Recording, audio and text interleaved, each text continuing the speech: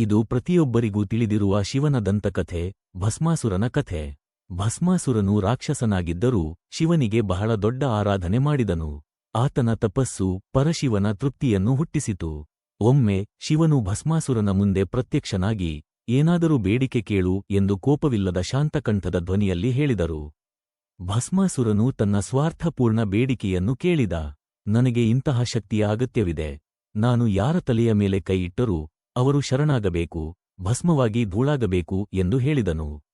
ಶಿವನು ಭಸ್ಮಾಸುರನ ಬೆಟ್ಟದಂತ ಬೇಡಿಕೆಯನ್ನು ಕೇಳಿ ಆಶ್ಚರ್ಯಗೊಂಡರು. ಆದರೆ ಮಾತು ತಪ್ಪಿಸದಂತೆ, ತಾನು ನೀಡಿದ ಮಾತು ತಪ್ಪದಂತೆ ಕೋಪಗೊಂಡರೂ ಕೂಡ ಭಸ್ಮಾಸುರನಿಗೆ ಆ ವರವನ್ನು ನೀಡಿದರು. ಆದರೆ ಭಸ್ಮಾಸುರನ ಮನಸ್ಸು ತಕ್ಷಣವೇ ದುರುಪಯೋಗಕ್ಕೆ ತೊಡಗಿತು.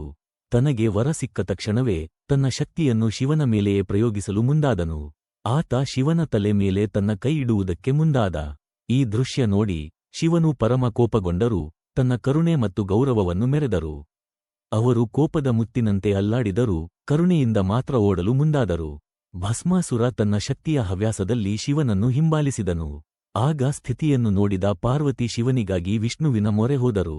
ಈ ಕಥೆ ನಮಗೆ ಏನನ್ನು ಕಲಿಸುತ್ತದೆ ಎಂದರೆ, ಶಿವನ ಕೋಪಕ್ಕಿಂತಲೂ ಅವರ ಕರುಣೆಯೇ ದೊಡ್ಡದು.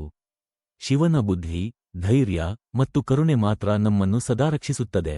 ಅವರಿಂದ ನಾವು ನಮ್ಮ ಜೀವನದಲ್ಲಿ ಸಮತೋಲನವನ್ನು ಮತ್ತು ಸಾತ್ವಿಕತೆಯನ್ನು ಕಲಿಯಬೇಕು. ಕೋಪ ಬಂದಾಗ ಅದನ್ನು ಬಿಟ್ಟು ಕರುಣೆಯಿಂದ, ಬುದ್ಧಿಯ ಮೂಲಕ ಸಮಸ್ಯೆಗಳನ್ನು ಎದುರಿಸಬೇಕು ಎಂಬುದು ಶಿವನ ಸಂದೇಶ.